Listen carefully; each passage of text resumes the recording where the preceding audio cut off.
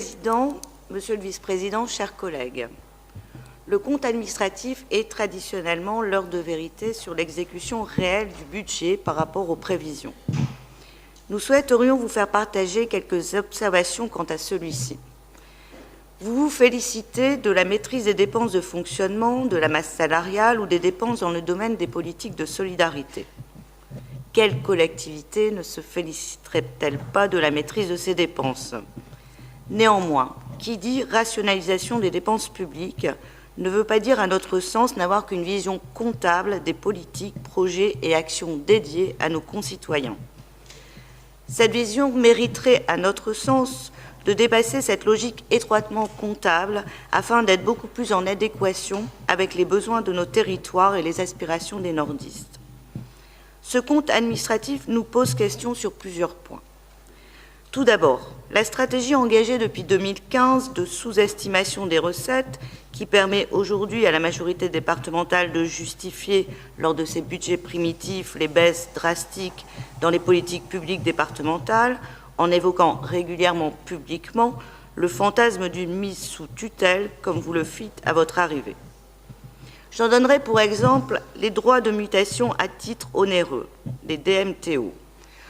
Lors de son intervention sur le budget primitif 2018, Didier Magnier avait ainsi pointé du doigt une sous-estimation vraisemblable de ces DMTO. Malgré le dynamisme du marché immobilier, vous avez fait le choix d'inscrire une baisse du produit des DMTO de 3,4% par rapport au compte administratif 2017. Nous vous indiquions à l'époque que vous passiez à côté de 20 millions d'euros. Résultat, votre compte administratif 2018 notifie une recette supplémentaire de 21,6 millions d'euros. Nous avions donc vu juste. De la même manière, nous vous avions demandé de tenir compte, dans l'élaboration de votre budget, du fonds d'urgence en direction des départements et du fonds de soutien pour la prise en charge des mineurs non accompagnés. Les montants globaux étaient connus et la clé de répartition également. Nous vous indiquions notamment, respectivement, des recettes supplémentaires de 12 millions d'euros et de 3,6 millions d'euros. Qu'indique aujourd'hui votre compte administratif ? Des recettes supplémentaires de 11,6 millions d'euros pour le fonds d'urgence et de 3,53 millions d'euros pour le fonds de soutien à la prise en charge des MNA. Encore une fois, nos estimations en matière de recettes étaient bien plus justes que les vôtres. Au total, ce sont 36,73 millions d'euros de recettes qui ont été sous-estimées dans votre budget prévisionnel. Toujours dans le domaine des finances, vous persistez dans le choix d'opérer un versement supplémentaire de 15 millions d'euros auprès de la CAF afin de revenir sur la convention signée entre le département du Nord et la CNAF pour régler les dépenses de RSA à mois échus. Au regard des négociations en cours avec le gouvernement sur la compensation du reste à charge des allocations individuelles de solidarité et des faibles taux d'intérêt pratiqués sur ce décalage de paiement, le choix opéré nous paraît politiquement et financièrement contestable.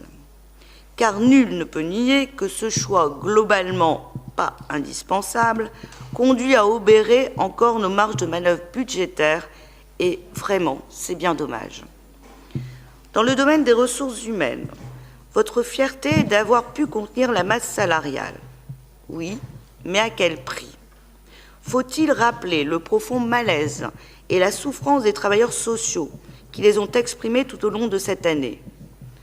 Toujours lors du vote du budget primitif, nous avions dénoncé la suppression de 170 postes. Finalement, nous n'étions pas loin du compte, puisque ce sont finalement près de 150 postes qui ont été supprimés par vos soins sur le seul exercice 2018.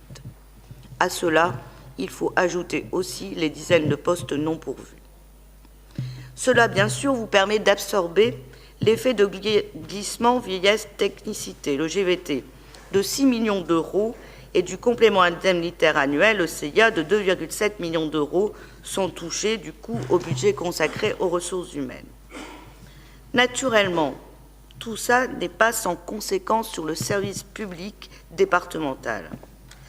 Alors que le grand débat national a montré l'attachement des Français et des nordistes au maintien d'un service public de proximité et de qualité, tous nos efforts doivent aujourd'hui converger, à contrario, pour le maintien d'un service public fort et solidaire dans notre département. Or, force est de constater que ce service public s'est dégradé. Pour s'en convaincre, il suffit de citer le cas des collèges avec la suppression de la gratuité des transports scolaires qui a mis en difficulté de nombreuses familles nordistes ou l'externalisation de l'entretien auprès de sociétés privées. Les remontées dans les conseils d'administration sont unanimes pour dénoncer le manque d'heures et de réactivité. De notre part, nous émettons de grandes réserves sur le gain financier pour notre collectivité et réclamons depuis plusieurs mois une évaluation sérieuse du dispositif. Si vous pensez être dans le vrai avec les choix que vous avez faits, n'ayons donc pas peur, faites donc un audit et on pourra juger collectivement, ainsi en toute objectivité, si c'est mieux ou moins bien. De manière générale, en fait, nous voyons bien que dans le domaine des dépenses de fonctionnement, les baisses de moyens ont fait de réels dégâts en attaquant le sens et le contenu même de nos politiques publiques.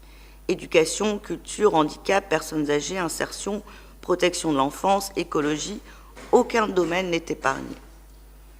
Prenons le secteur de l'enfance, par exemple. Le rapport délivre un satisfait site sur, je cite, « la refonte du système de prise en charge de l'accueil dans le secteur de l'enfance et la conclusion des CEPOM pour, on vous cite, limiter la hausse des dépenses de solidarité humaine. » Or, encore une fois, dans ce domaine précisément, si vous considérez que l'enjeu est avant tout budgétaire, nous considérons pour notre part qu'il est avant tout humain. Autre question que nous aimerions soulever concernant la contractualisation avec l'État. Pourquoi avoir négocié un taux maximal de croissance des dépenses de fonctionnement à 1,35 si, malgré les besoins importants de notre territoire, vous vous limitez à 1,17% pour l'exercice 2018 ? Venons-en maintenant aux dépenses d'investissement. Avec une inscription de 255 millions d'euros au budget primitif 2018, nous dénoncions déjà un niveau d'investissement du département parmi les plus bas de France. Pour mémoire, il convient de le comparer au niveau d'investissement passé. 387 millions d'euros au compte administratif 2012, 331 millions d'euros au CA 2013 et 287 millions d'euros au CA 2014. Naturellement, à votre décharge, ces chiffres s'inscrivent dans un contexte économique et budgétaire différent, je veux bien en convenir. Néanmoins, en comparant le niveau d'investissement du Nord à celui de d'autres départements, nous ne pouvons que remarquer une grande faiblesse de notre investissement, bien éloigné du volontarisme affiché par l'exécutif départemental actuel.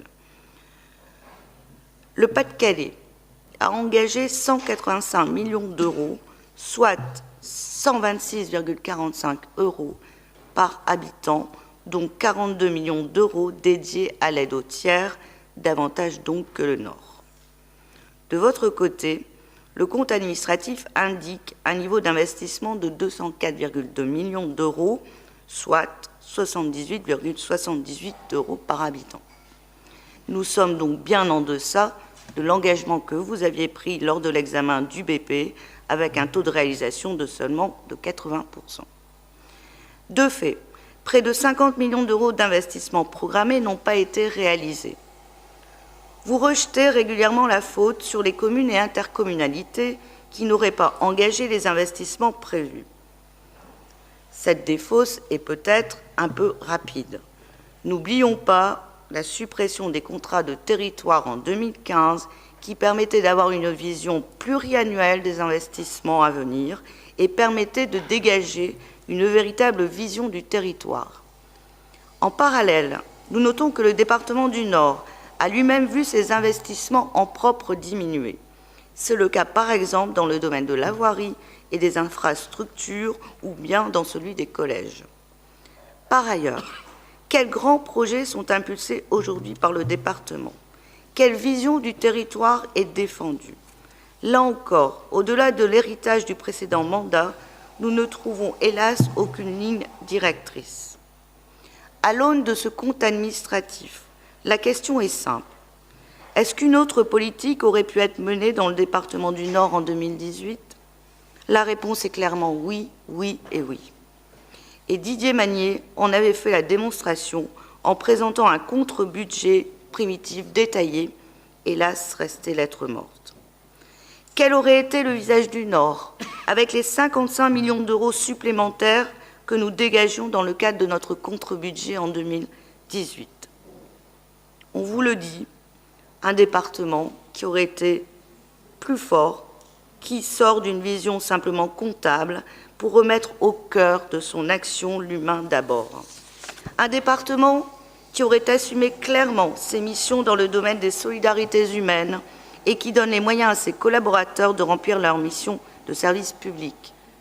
Un département qui se serait engagé pleinement dans la transition écologique en portant une réelle vision de transformation de son territoire et en assumant un niveau d'investissement vraiment ambitieux.